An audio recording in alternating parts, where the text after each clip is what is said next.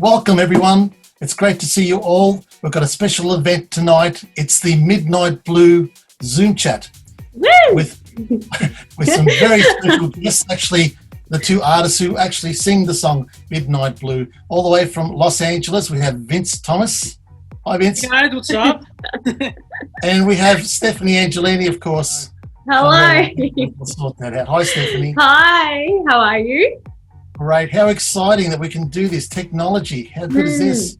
Absolutely. It's really cool that we can all get together in the one forum and talk about these two amazing tracks.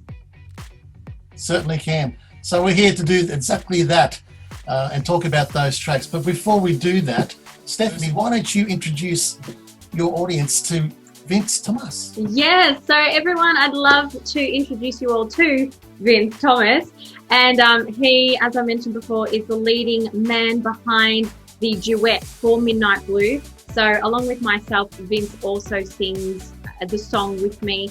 And it's almost like a, how do we call it? Like a call and response type of thing going on. And it's a really, really fun song. And Vince, you know, you've done your own thing as well for quite a number of years. Do you want to talk a little bit about that and a little bit about your background and I guess what's brought you right here today with us?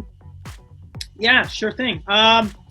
It's kind of funny because this all came about just recently when I was doing one of my latest singles that I did. It was called Anything and Everything with Preston Glass, and sure enough, Joe is a mutual friend of Preston Glass, and then yeah, I did that song for quite a bit, and then next thing you know, I heard something from Joe about wanting to do a song, and then told him it'd be great, and then you passed it on to Stephanie, and the next thing you know, like you and Stephanie talked, and lo and behold, we had this collaboration of our new song, Midnight Blue. That's it. That sounds really cool. Fantastic. So I'll just start with Vince again. How are you feeling about the release of the song? Oh, I think it's great. It's a great take on, like what Stephanie said, it's a call back and forth of somewhat of a long distance relationship, and it's, you know, across two continents, and, you know, it's, you know, one side Australia, one side, you know, the US and California. And, you know, it's just bringing those voices together. And I think that's what makes this song so special, is from two different sides of the world, but still uniting in one voice. Yeah, so, totally agree. And Stephanie, I know you're excited, but how do you feel about doing the duet with Vince? Oh, amazing. Joe, as you know, and I don't think a lot of people know, but I've been a huge fan of Vince since I heard his song Anything and Everything from your album, the Grooves album. And, you know, there was always a little bit of talk between the two of us, you and I, Joe, that hopefully, you know, you never know, one day that I would get to sing a duet with Vince and he'd be keen to. And then when this song came about, that's exactly what happened. And I think between the two of us, it was like, great, you know, let's ask Vince to get on board if he wants to and see if he loves the song. And Vince, I think, yeah, you gravitated towards it really well. And I think we have a masterpiece here on our hands. I agree. Yeah.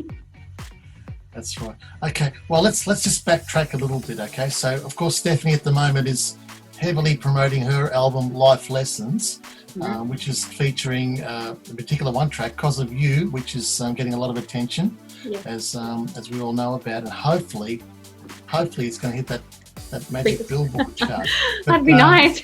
Yeah, so that's what Stephanie. Of course, Vince has got his own recording career. Yeah. With his solo single, as well as being in a band a few years ago. Vince, do you want to just tell us a little bit about that part of your life? Yeah, sure. When I was like about, I want to say 15, I was in this group called Us Five, and we were basically like the next Backstreet Boys overseas. We were mainly based out in Germany, but we were touring all over the place, and I had to literally do so much behind the scenes training just to be able to go and do the things that they did. I mean, I had to re-record 16 songs, 16 choreographies, and this is 3 months before they had to go on tour again as this famous band. I'm like, okay, I gotta like really work hard. So I did that for a while with them, and then I got to cover the song Too Much Heaven with them with Robin Gibb from the Bee Gees, which was amazing. Oh, amazing. Yeah. That is fantastic. Yeah. Did you get to meet Robin? Yeah, I did. He's like one of the nicest guys you'll ever meet.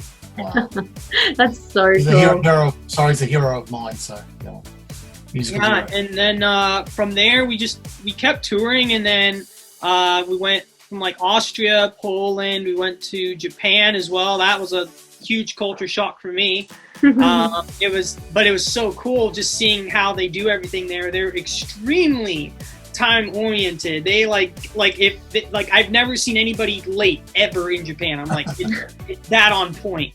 But overall, the shows that they do in Japan are like mind blowing. Like I'm talking about like, imagine Cirque du Soleil with a boy band and just like with all the latest tech, and it's amazing. Wow.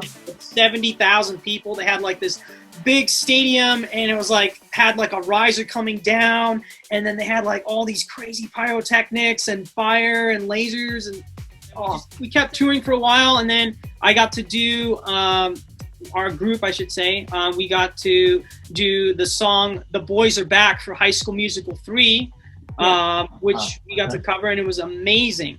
And we got to meet the cast in Munich for the premiere, and then from there it was like.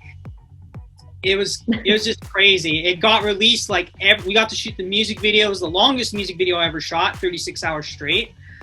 Woo! Okay. And That's crazy. It was crazy. Yeah, it got released everywhere, all over the world except the US. Oh. Incredible. Yeah. Okay. So all right. That's a mouthful. So So Vince, while you're there, now how did you get from that act to working with Preston Glass? Okay. So I was doing a solo career after I left the group, and I just kept doing a bunch of solo projects back and forth. And then I was approached by Mike Winchester, who introduced me to Preston Glass. And from there, we started working on this song with Russ Regan called Anything and Everything. And it was literally like, it was so cool because when I went in the studio to work on it, like I wasn't sure like how it was all gonna sound and how everyone's vibe was, like all the people playing all the instruments there, and like just like trying to see how everybody was. And I'm like, okay. And then everybody was like really cool with it, and I'm like, okay, this is great. And then so then I worked on the song with Preston and Mike Winchester, and then Russ Regan as well. He was a major contributor to that song. Yeah. Then from there, it was just more just like kind of going into him, like just trying to feel the vibe, what he was feeling on the piano, and then like trying to see like what we can do with the song. And I believe you told me something yesterday that he wanted you to try and get a certain vibe of a certain singer. Because Mike and Preston were like kind of talking back and forth about my vocals on it, and they're like, why don't you try sounding a little bit more like Smokey? I'm like, okay, I'll try. For our fans out there who don't know who Smokey is, who's Smokey? In case you don't know, they're referring to Smokey Robinson, literally the head of Motown at that point for a singer-songwriter. Who wrote the Temptations hit "My Girl," which I think everyone's pretty familiar with. Yeah, My Girl. Yeah, huge fan down our way as well. Only a few other hits he had as well. I think it was My Guy as well. Tracks in My Tears. Yeah. So many classic songs that he wrote. Well, that's a real honour for Preston and Russ and Mike to want you to actually think that you would be able to pull that one off, and I think you have. I think it's fantastic. Well, thank you, Joe. I really appreciate that, and I'm glad that it got put on your compilation album as well. Well, that's what caught my attention because I know Preston, and he was advertising the fact that he's working with yourself and all those fantastic people, Larry Antonino, who also is part of our circle of people. And of course, we're now going to go over to Stephanie, and as I said, the 6 degrees of separation to fill us into how you know Preston, Stephanie. Yeah. Oh my God. Oh, if I had all day to talk to you guys about this, I would definitely take it. I'll try and give you the short version. Like Vince, I guess it was all an introduction type of thing happening with yourself, Joe. So really, you were the man to really help me get to that next level with my music.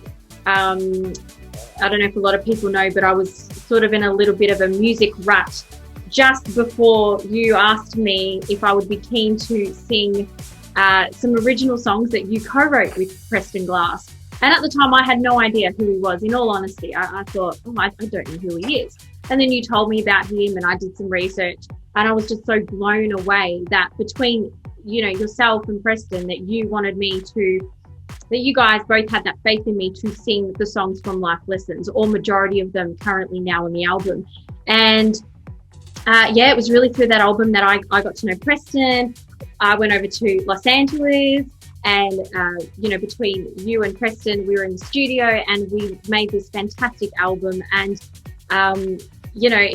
Preston is such a great guy, like such a great, humble guy to work with. And I could literally be in a studio or a room with him all day and just listen to his stories about who he's worked with and the songs he wrote and how he wrote them. And I felt so comfortable in his presence that, sometimes when you're in a foreign country, because it was the first time I was in Los Angeles to do anything, let alone record an album. So I was a bit like, can I pull this off? But when I actually got to Private Island Audio, which is where we recorded the album, it came naturally. And I think Preston really, really brought that out of me, and he just made me feel so comfortable and really helped me get the songs to where they needed to be and make them my own. Even though he and yourself, Joe, wrote them. But yeah, now I look back and I go, gosh, piece of cake. It was, such a great experience. And that's how I know Preston and worked with Preston. So there you go. Okay, so we've established that Preston Glass is the link here between the three of us, pretty much.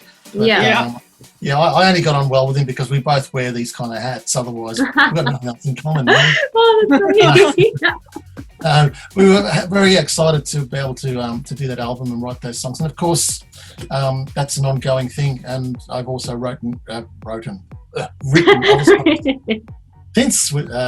since that project with Preston. So it's an ongoing thing. And you never know. We might end up maybe trying to write one for you guys down the track. But, let's talk about this track now, Midnight Blue. Yeah. So basically, I'll just say that I got a phone call. I think I got a phone call from Stephanie. I don't know if you were driving in your car or something like that, and you were saying to me something like, "I've got this song that's going around in my head, and I can't get this hook out of my head." And I remember I was I had my phone out, and this melody of a chorus came into my head. So, in the midnight blue, all I want is you. Like, it was just this loop. And I thought, I need to record this. I need to write it down, and I need to record this. So we have our trusty phone these days. I recorded it, and that's all I had. But I knew I really liked where it was going, but I didn't know where I wanted it to go.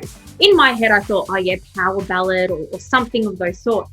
And at the time, I really wanted to write something with yourself, Joe. This was post Life Lessons and, coming back to Australia and whatnot. And so, I admire you as a songwriter. So I just thought, let's give it to Joe and see what he thinks of it and see if he's got anything that can fit that tune or the wording or he's got some sort of, story that we can put behind this. So I gave it to you. And if you want to take away the rest. This is really catchy. And for a little while, I was thinking, I've got to try and get something happening with this song. But it sort of sat there. And then in the meantime, there was, as I said, I really loved Vince's vocal on Anything and Everything. And I asked him through his team, through Jan and I think Michael, whether it would be cool to try and get that song on an album I was putting out called Joe Mandica Presents Grooves. Basically, it was I'm very fortunate to work with a lot of different artists, and all these songs were coming out individually as, I suppose, as singles, and I wanted to put them all together in one place. And so we had Chubby Tavares on there, Stephanie, of course, and the answer came back was, yeah, that'll be great. So you ended up on that album, and I think the idea was that maybe one day I might be able to write something for Vince. Maybe he might be keen. I wasn't even sure whether that was something you'd be interested in. But I started a tune with that in mind, and with Midnight Blue in mind, like a verse, and to try and connect up the songs. And I wanted to make it something dancey, because after Anything and Everything, Vince, you've done some sort of dance sort of tunes that have come out. And I saw that you were heading in that direction. I thought, he's not going to want me to give him a ballad. So probably want something a little bit more up, you know? Yeah, so, I get what you mean, though, yeah. I would say, like, I mean, I'm pretty keen to, like, you know, any genre, really. I mean, it's just a matter of, like, you know, it's kind of like going to be like a kid in a candy store. Like, you don't know what flavor's going to taste good until you try it, so. I like that one. That's good.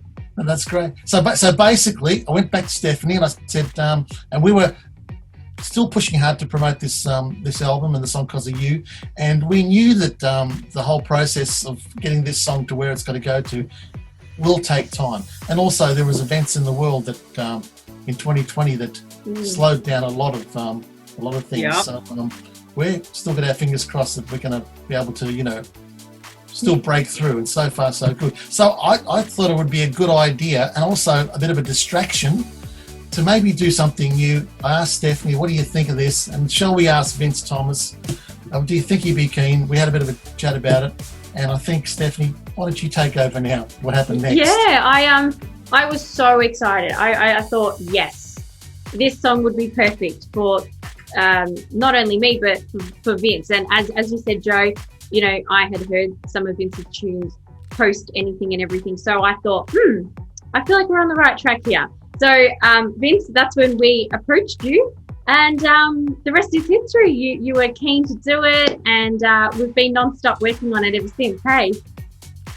Yeah, man, I appreciate you guys for coming to me for the song. And like, when I heard that you guys wanted to do a song, and this is, like, I've always wanted to do an Australian collaboration too. So this, for me, like, is beautiful in itself. It's like a blessing in disguise. So. Oh, lovely. So we're all excited. We asked Vince, myself, and asked Vince if he'd contribute to the song. Yeah. So Vince went away and started composing some contributions to the song. So basically then it became a three-way project. Mm-hmm. Yep.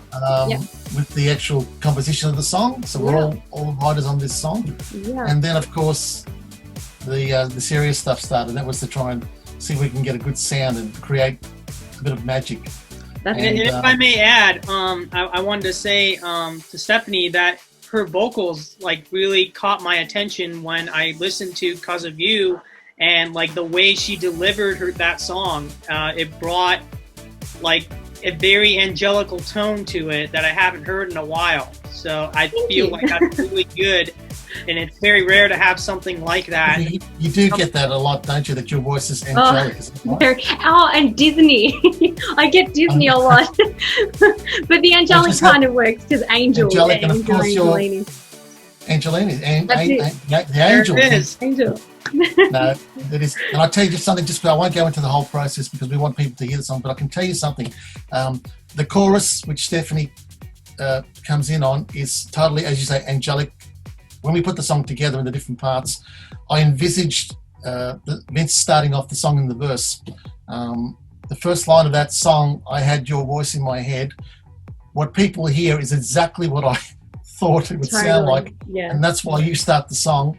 And of course, then Stephanie comes in on the chorus, which it had to be Stephanie because as you pointed out, it was perfectly angelic. And then, of course, you alternate and you respond to the song and it becomes the duet that it is. But for me, the most exciting part was hearing you doing that first verse and Stephanie doing that chorus. I thought, this is really, really good. You know, it blended well. Right. Yes, it was a great blend. Oh, yeah.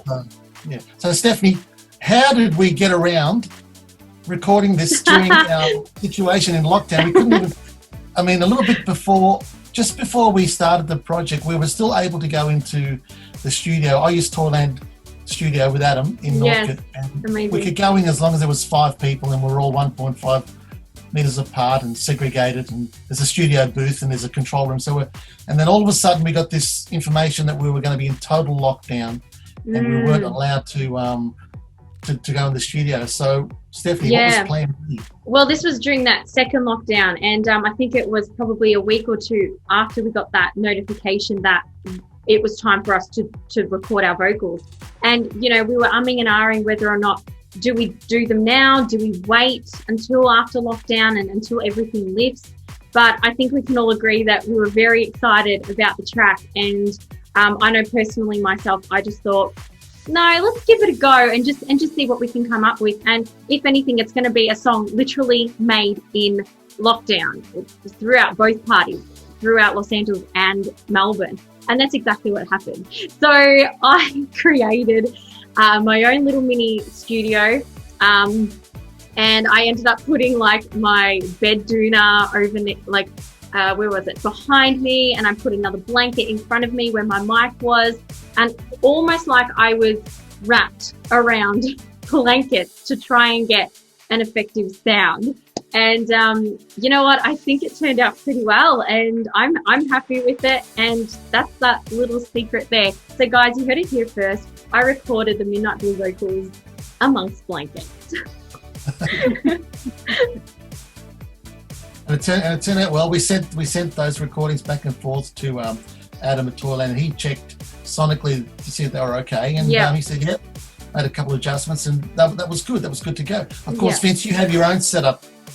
Yeah, my it's literally it's a total bedroom setup. It's literally just straight up stand with, you know, straight up USB mic, trying to hear the song, listen to it a lot like crazy. I'm like, okay, let me get the timing of this down. All right, let me go. All right. And then from there, literally just like trying to get the vocals like to the point where like I could send them over to Joe, and then he could pass it over to all of his producers and mixers as well. And then it just literally came to that. That's perfect. Yeah, and that's what happened. And also the music track, because we were locked down, I just did it at home. Yeah. I didn't have that luxury to go into the studio and work with some people. So I was just doing it at home, and we translated that to that point. And I think with your vocal, Vince, and Stephanie's vocal, we were able to put together this track titled Midnight Blue. And it went back and forth a few times from Australia to Los Angeles, from Melbourne. And we patiently waited for Vince to respond to us on several occasions. Yeah, I know. That was, the time zone. It's just because of the time zone. It's the time zone makes it so rough, because it's like you guys are 17 hours ahead, and I'm like, all right, I'm just trying to speed through this, and I'm like, okay, no worries here. But not to mention like all the stuff that's, you know, also been going on here in California, where we've had like, it's just been like if I had to describe California, it's like, and as a song, it'd be like Guns N' Roses' "Welcome to the Jungle." It's just crazy, you know. Yeah, so much going on, so much shit. Okay, so we have the first cut of the song.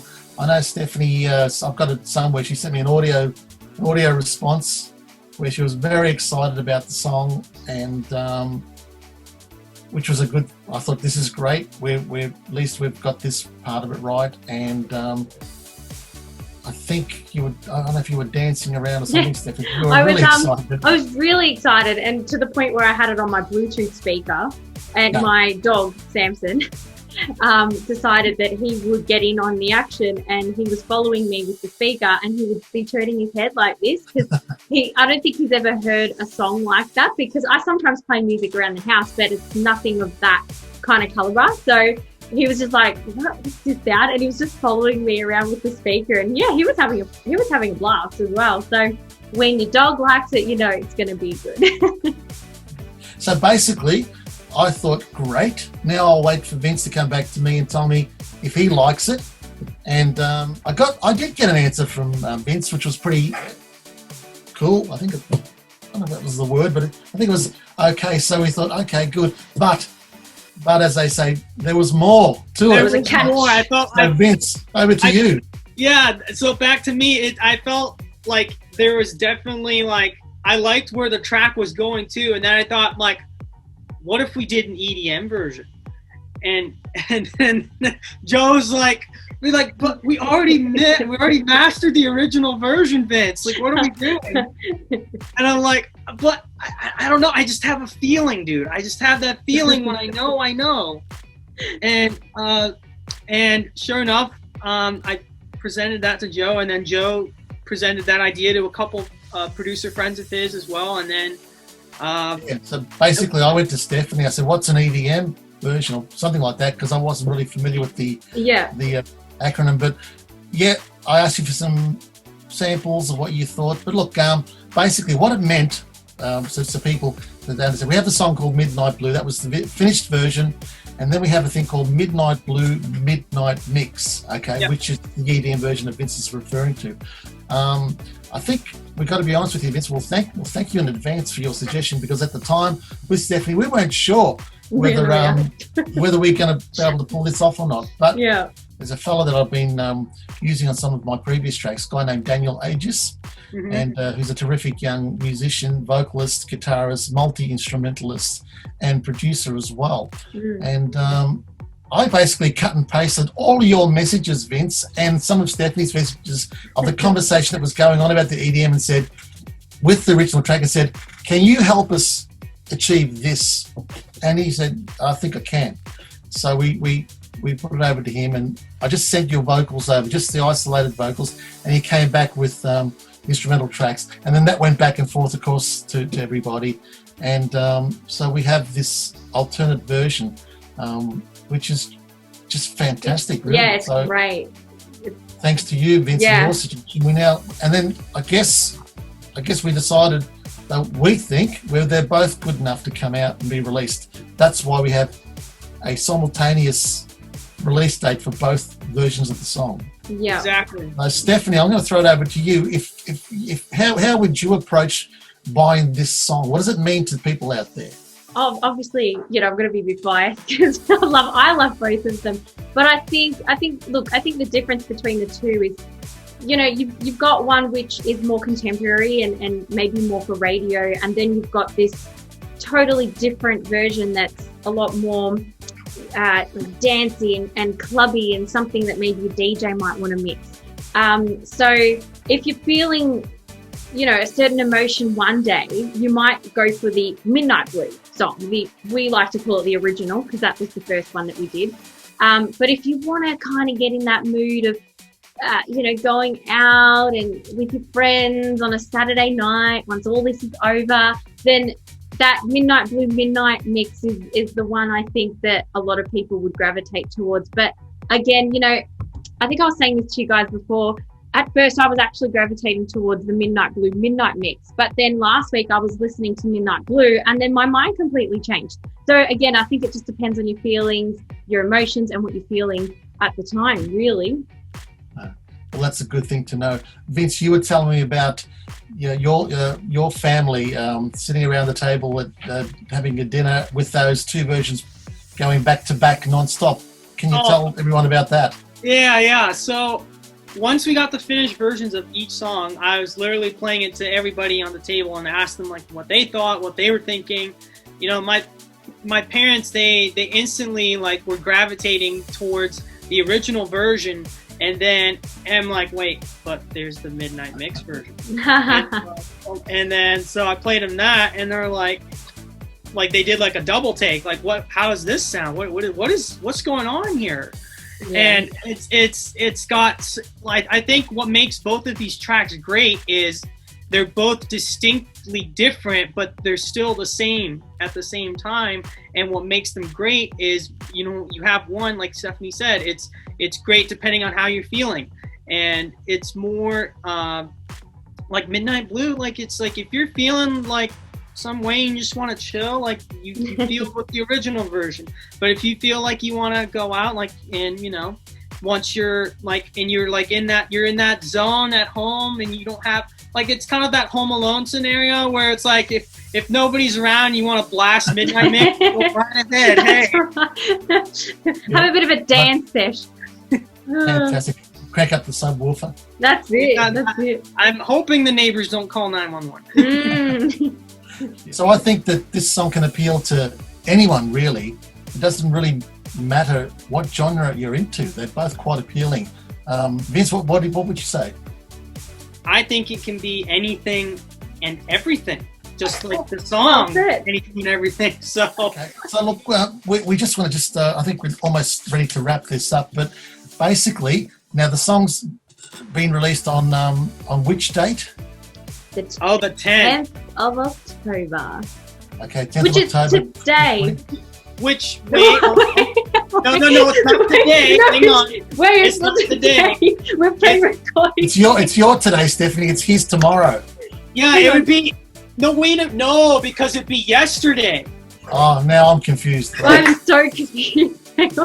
Would it be your night? It would be the 10th for you guys, but the 9th for me. So it'd be my Friday, your Saturday. That's it's right. It actually is going to be the 10th of October, right around the world. Doesn't matter where you are. On your 10th, wherever you are. That's the release date for Midnight Blue and Midnight Blue Midnight Mix. That's a mouthful. So I want to say congratulations to both of you on this release. I think it's fantastic. I'm excited. 2020 has been one of those years where some people have been saying, write it off.